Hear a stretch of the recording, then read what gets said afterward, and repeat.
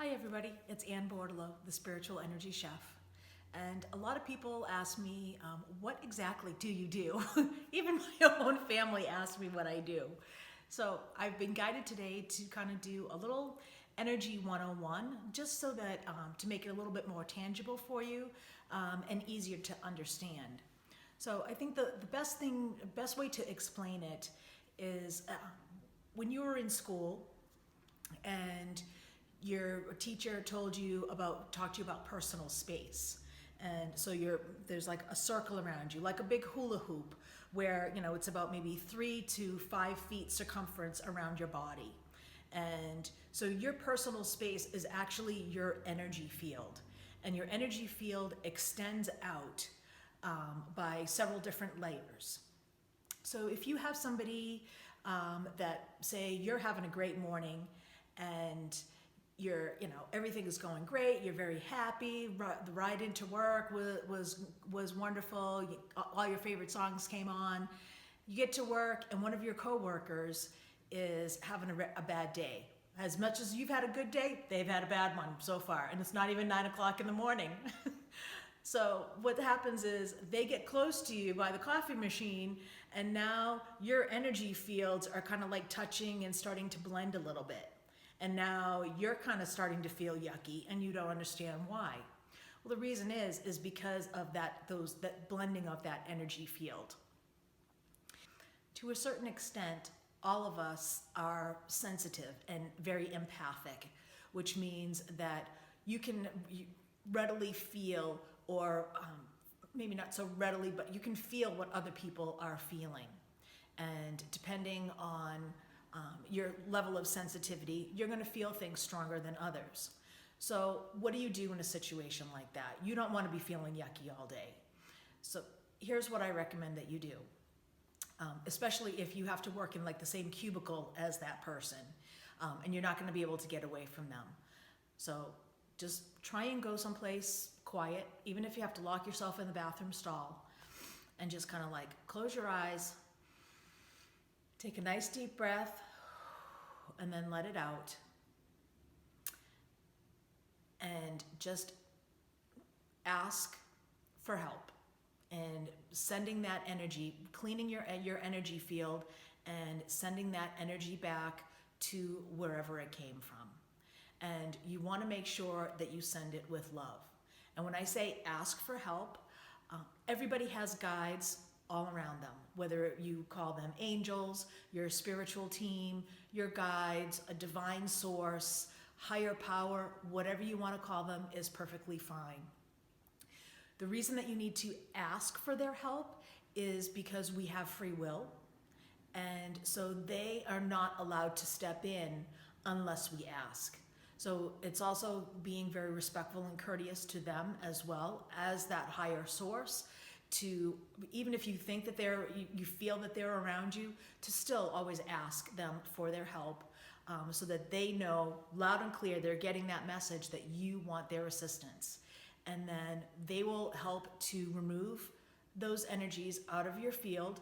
Again, send them with love, because it's that karmic circle where whatever you send out is going to come back to you, and it is going to come back to you tenfold. So you want to make sure that what's coming back to you is going to be good stuff and not anything negative.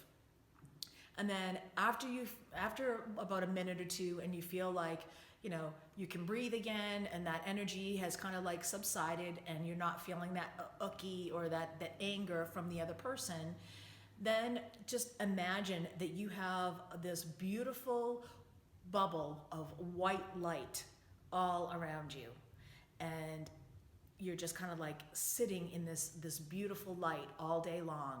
And then that is going to, along with your intention, it's very important to set the intention that is going to repel any energies that may come and try and harm you.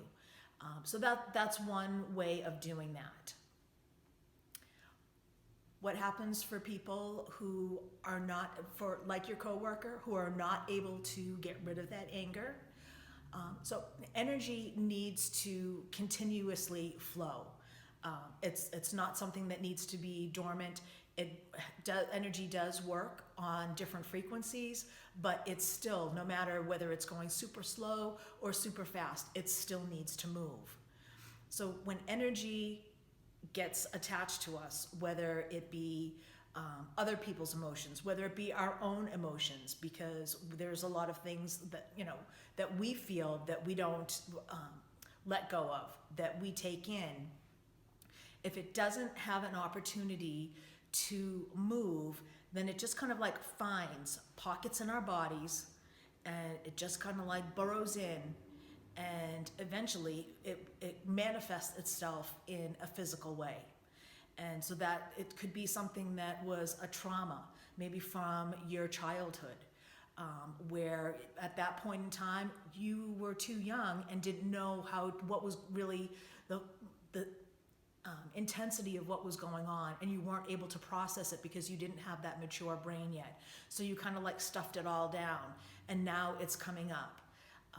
Or now it's manifesting itself in different ways, and body aches and pains, or other types of things. You're feeling angry or feeling depressed, or you're fearful, a lot of stress, and you're not understanding why, and it's all kind of like interrelated, all interconnected. That's now coming back, because disease is actually the dis-ease of that energy. And so that's why it's really important to be able to feel things and allow those emotions, allow those feelings to just flow. So what happens now? You have these body aches, and you know that it's not just physical, that there's much more to that. And what do? How can you relieve all of that?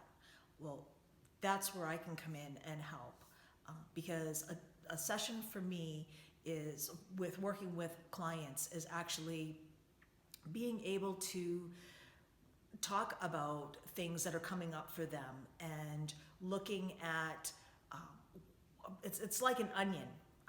So you're always like peeling back the layers. So there's always surface stuff, and then you keep digging and digging and digging. So it's not anything that's going to be cleared up in just one session, because we're environmentally, where there's all different kinds of things that are coming into our energy fields and really affecting us. So it's something that it's over time, but it is something that once you start to clear, and you understand and begin to recognize the signs, then it's easier to let go and then allow everything to flow and not worry. You're not going to be holding on. So why do people hold on to that energy? Well, energy serves us in one capacity or the other. So the bigger question is, why do people hold on to the energy? The bigger question is, how is that energy serving you?